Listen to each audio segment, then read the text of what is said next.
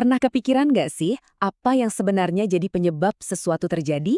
Nah, kali ini kita akan coba pecahin bareng-bareng satu teka-teki logika yang seru banget yang mungkin bakal mengubah cara Anda melihat dunia. Kita mulai dengan pertanyaan ini.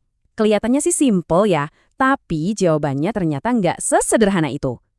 Emangnya sebab dan akibat itu selalu jalan satu arah? Mari kita selidiki.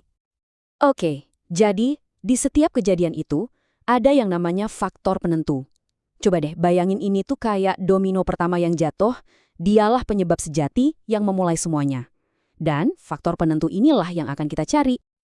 Nah, biar gampang mecahin teka-teki ini, kita mulai dari yang paling dasar dulu ya. Kita bangun satu aturan main yang simple soal hubungan sebab akibat.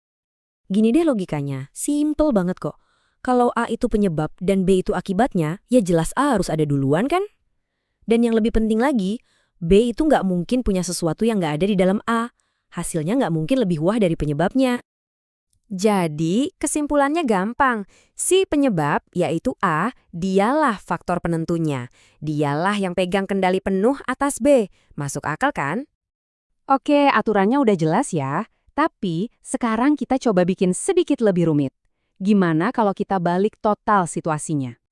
Nah, disinilah teka-teki sebenarnya dimulai.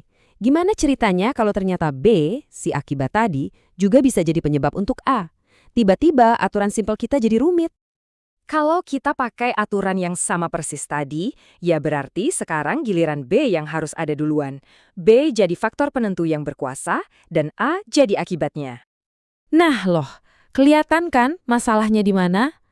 Kita baru aja menciptakan sebuah paradoks, sebuah kontradiksi yang kelihatannya mustahil banget buat dipecahkan. Coba kita lihat. Di satu sisi kita bilang A harus ada sebelum B. Tapi di sisi lain, B juga harus ada sebelum A. Gimana ceritanya coba? Kok bisa dua-duanya benar?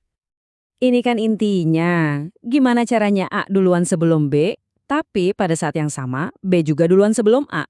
Nggak masuk akal kan? Ini tuh kayak kita mau naik sama turun tangga barengan. Mustahil. Terus gimana dong cara kita keluar dari jebakan logika ini? Tenang, jawabannya tuh sebenarnya sangat elegan dan mungkin nggak kita duga sebelumnya. Dan inilah jawabannya. Gimana kalau ternyata baik A maupun B itu bukan penyebab utamanya? Mereka itu cuma, penyebab relatif aja. Wah, pemikiran ini mengubah segalanya. Artinya apa? Artinya, kalau ada dua hal yang kelihatannya saling menyebabkan satu sama lain, kemungkinan besar bukan mereka biang kerok yang sesungguhnya. Jadi ini bukan lagi soal A dan B aja. Kita harus mikir lebih luas. Pasti ada pemain lain di atas mereka. Sebuah faktor penentu yang sejati, yang nggak kelihatan, yang sebenarnya menggerakkan A dan B sekaligus. Contoh gampangnya gini deh. Ayam jantan berkokok, terus ayam lain bangun. Apakah kokokannya yang bikin ayam lain bangun? Atau sebaliknya?